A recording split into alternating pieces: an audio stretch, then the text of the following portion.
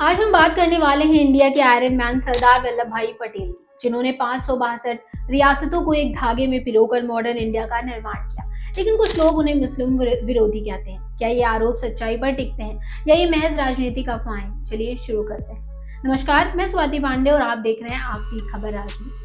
सबसे पहले सरदार पटेल को समझते हैं। 1875 में गुजरात के नाडियाद में जन्मे वल्लभ भाई पटेल एक किसान परिवार से थे। वो बैरिस्टर बने, लेकिन 1917 में गांधी जी से प्रेरित होकर स्वतंत्रता आंदोलन में कूद पड़े।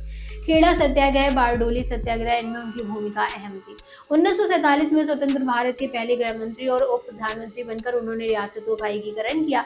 जूनागढ़, हैदराबाद जैसे मामलों में कड़ा रुख अपनाया। लेकिन क्या ये रुख मुस्लिम विरोधी था या राष्ट्रीय एकता के लिए जरूरी? सरदार पटेल को मुस्लिम विरोधी कहना ऐतिहासिक रूप से गलत है। स्वतंत्रता से पहले वो गांधी जी के सबसे करीबी सहयोगी थे। 1919-20 के खिलाफत आंदोलन में उन्होंने हिंदू मुस्लिम एकता का प्रचार किया। रफीक जाकरिया की किताब Sardar Patel and Indian Muslim में लिखा है कि पटेल गांधी जी के पहले लेफ्टिनेंट थे जो हिंदू मुस्लिम भाईचारे के मिशन को आगे बढ़ाते थे। 1930 के दांडी मार्च में मुस्लिम समुदाय में उनका स्वागत किया। पटेल ने कहा था, हिंदू और मुसलमान एक ही मिट्टी के पुत्र हैं। वो मुस्लिम लीग की सांप्रदायिक राजनीति के खिलाफ थे, लेकिन मुसलमानों के खिलाफ नहीं। 1946 में जब मुस्लिम लीग ने डायरेक्ट एक्शन डे पर दंगे भड़काए, पटेल ने कहा, हमें दोनों समुदायों को एकजुट करना है, ना कि बांटना।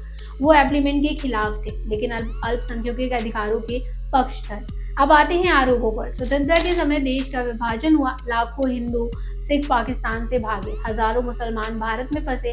पटेल गृह मंत्री के तौर पर दंगों को रोकने की कोशिश कर रहे थे, लेकिन उनके कुछ भाषणों को तोड़ मरोड़ कर पेश किया जाता है। 1948 के कलकत्ता भाषण में पटेल ने कहा, पाकिस्तान बनाने में भारत के कुछ मुसलमानों ने मदद की। अब वो कहते हैं कि वो वफादार हैं। क्या उनकी राष्ट्रभक्ति रातों रात बदल गई?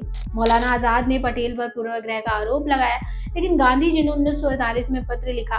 कई मुस्लिम दोस्तों ने सरदार के कथित मुस्लिम विरोधी रवैये की शिकायत की, लेकिन सरदार का दिल बड़ा है, सबको समाहित करने वाला। नेहरू भी पटेल को फर्म लेकिन फेयर मानते थे। पटेल के फैसलों को मुस्लिम विरोधी कहा जाता है, जैसे जूनागढ़ और हैदराबाद का एकीकरण।